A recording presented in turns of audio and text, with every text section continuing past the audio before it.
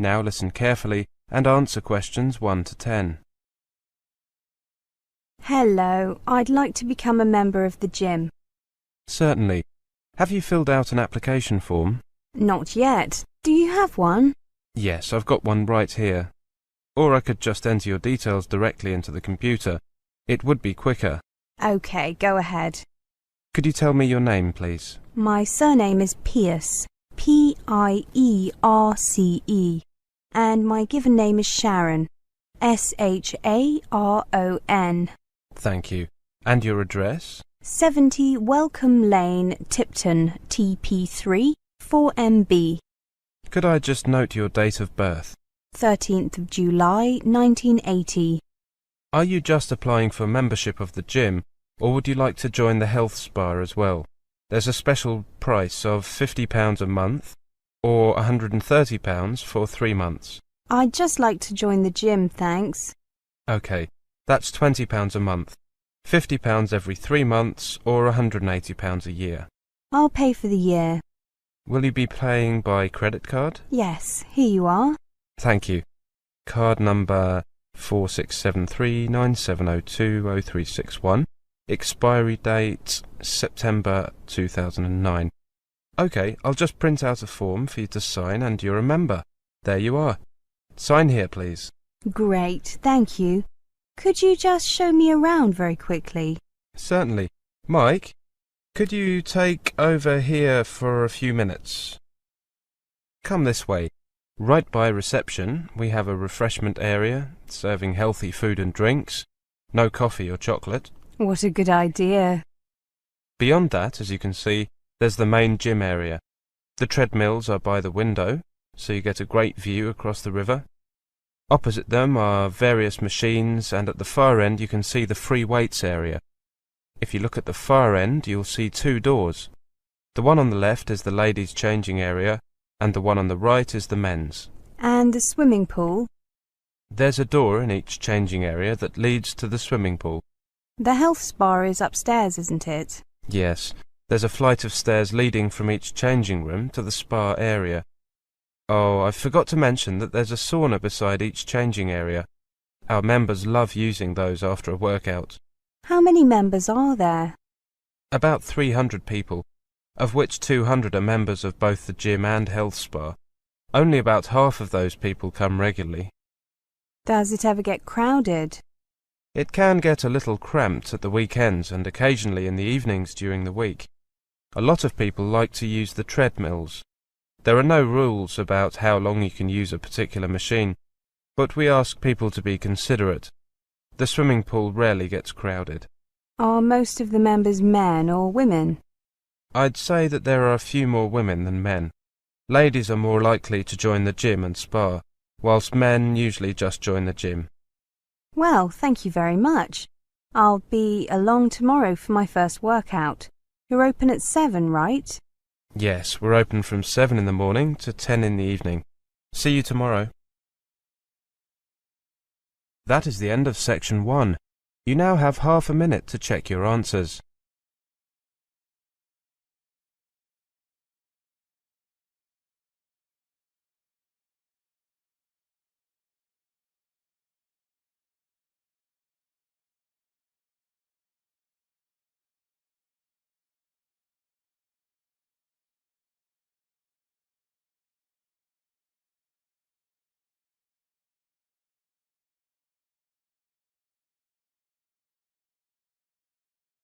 Now turn to Section 2. Section 2. You will hear a monologue. First, you have some time to look at questions 11 to 20.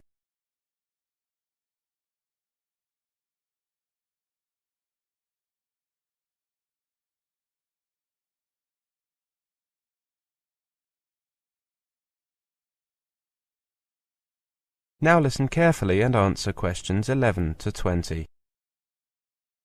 We understand the importance accommodation plays in student life, which is why we aim to provide you with not only the best possible range and standard of housing, but also advice and assistance on the whole accommodation process. With our help, you should find yourself somewhere you want to live, and get settled in with as little hassle as possible. Throughout the guide that I have just handed out, you will find details of the wide range of accommodation available at the university and how you can apply for it. We hope that the information we provide will assist you to make your choices, but please contact us at any time if you have any questions. Our accommodation ranges from the catered to the self-catered, the modern to the traditional, and is based over 25 sites across the city, all of which are located within a short walk or bus ride of the city centre. First, let's look at catered accommodation. Moving away from home for the first time can be as scary as it is exciting. Our traditional catered accommodation makes things easier for you, with meals included in the rent and a comprehensive support network to help you adjust. And with around 2,000 students in catered accommodation, you'll have ample opportunity to make new friends. If you like choosing what and when to eat, self-catering will be ideal. More than half of our new students live in self-catered accommodation, which offers a taste of real independence, plus the benefits of a sociable and supportive environment. You can choose from either self-catering flats, larger occupancy residences, or university-managed accommodation for one person, flats, couples or families. Then there's private accommodation. University accommodation isn't for everyone. If for some reason you don't get a place or would prefer to rent privately, we also have a register of university-approved accommodation and can offer advice and support if you want to rent private flats or lodgings in the city. Now, here you can see a map of the university accommodation nearest to the campus. Malvern Halls are located on Humber Road, between Severn Road and Thames Road. This is the tallest halls of residence, being a 25-storey block of student flats. You can get a good view of the campus from here. Grampian Halls are also located between Severn Road and Thames Road, where Liverpool Lane joins the two. Don't get Liverpool Road confused with Liverpool Lane, as I just did. It's on the south side of the street. Brecon Halls are between the South Gate and the West Gate. They're very slightly nearer the West Gate, actually. These halls are popular because they are newer and the rooms are somewhat larger than in older halls. Sperrin Halls are nearest to the South Gate, on Avon Road, but not opposite it. Well, whichever type of accommodation you go for, I hope it suits you. Now, I'd like to mention... That is the end of section 2. You now have half a minute to check your answers.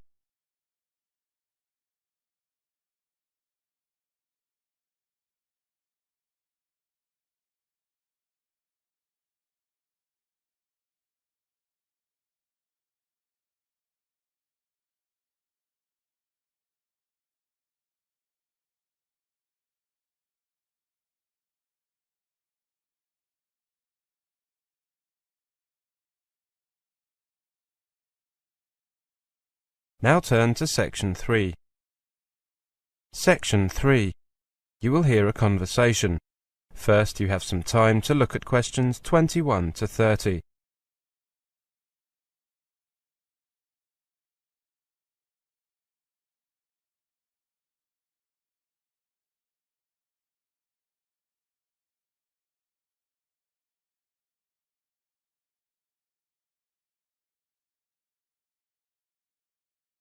Now listen carefully and answer questions 21 to 30. Hi, Tom. How are you? Have you been here long? Hi, Jenny. I'm fine. I arrived yesterday on Sunday. How about you? I got here last week on Wednesday. No, sorry, just a minute. What day is it today? Thursday, not Wednesday. Why did you come so early? We don't have to be here until tomorrow. Couldn't wait to be free from your parents, I bet. Very funny. I know I came a bit earlier than most people, but I wanted to move my things into my flat and take a look around the campus and the town. So, did you decide to take English literature in the end? No, I changed my mind and decided on European history instead. At school you said you were going to take geography, right? Yes, although I was also considering geology. Sounds the same to me. Well, I guess there are similarities, but they're not quite the same. What kind of information have you been given about your courses? Well, not much. I've got my timetable and a basic reading list. Yeah, me too. I've been given a list of books to start reading. I think there are 5 or 6 of them. Yeah, I've got a similar list. They're just books that provide the basics for the courses during the first year.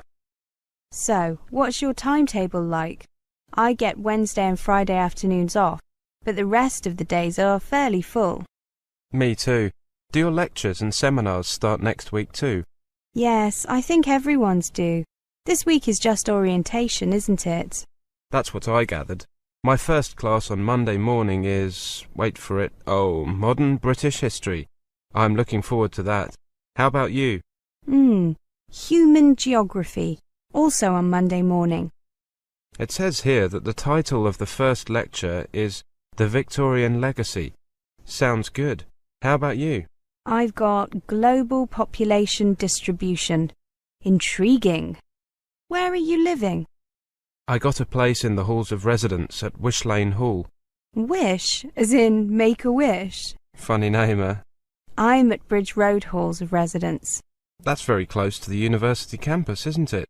My place is a bit further away. Can you walk, or do you need to take a bus? I can walk, but it takes about 30 minutes. There's a bus. I guess I'll walk if it's not a bad day, and take the bus if it's raining. I'll think of you when I'm taking the 5-minute walk from my hall to the lecture theatre. I'm sure you will. At least I've got somewhere to stay if I don't want to walk home. Cheeky. Is your hall near the main gate or the north gate? The north gate. Hey, I'm on my way to the shops. Coming? Sure. What are you going to buy? Food? Well, I might pick up a few things, but I was really going to buy some notebooks for taking lecture notes, seminar notes, and some printer paper. That's a good idea. I need a few binders to put my notes in. That's a good idea. I'll get a couple too. Pencils? No, I've got a few. Oh, some pens. I always seem to lose them. Well, you've been here the longest. Where do we go? There's a shop here on campus near the main gate. There's a cafe next door, so we can stop there too if you like. Great idea. I could do with a coffee and a cake. That is the end of section 3. You now have half a minute to check your answers.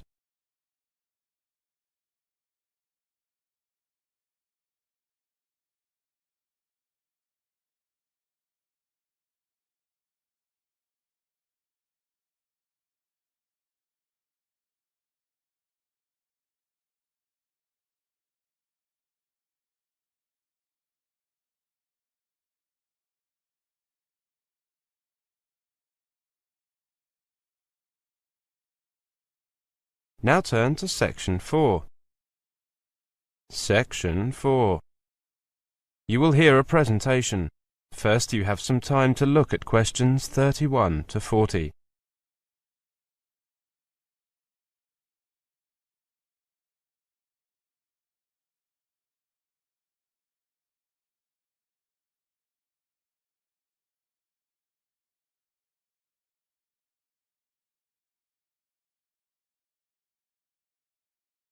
Now listen carefully and answer questions 31 to 40. Welcome to this presentation on the results of our survey of Asian students in Australia, the UK and the US. Australia is growing in popularity among Asian students, while the UK and the US are losing ground as the place to study for a degree, according to our international survey. Our research is based on the views of 1,500 undergraduates from 10 Asian countries studying in Britain, the USA and Australia. 60% of the students were aged between 18 and 21, and 30% were between 22 and 25.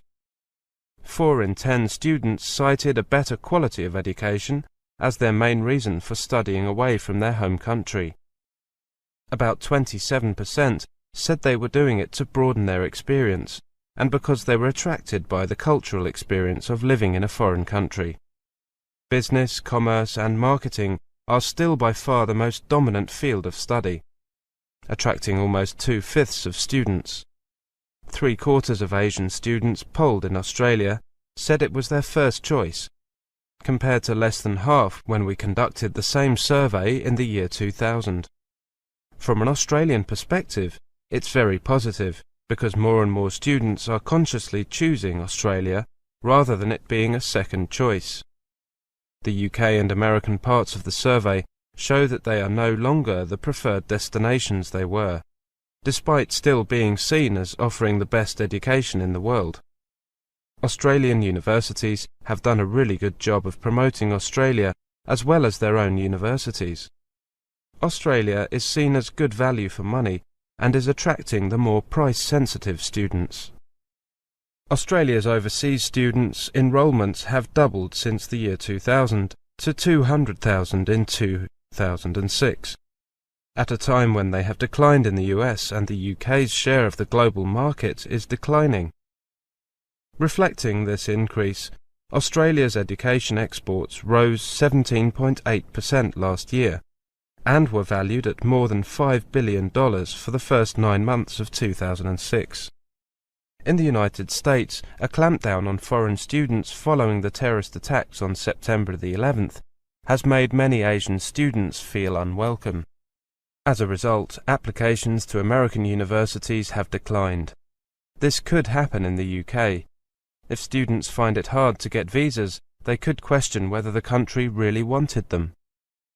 Another factor in Australia's growing popularity was the wish of some members of the growing Asian middle class to settle in the country after studying there.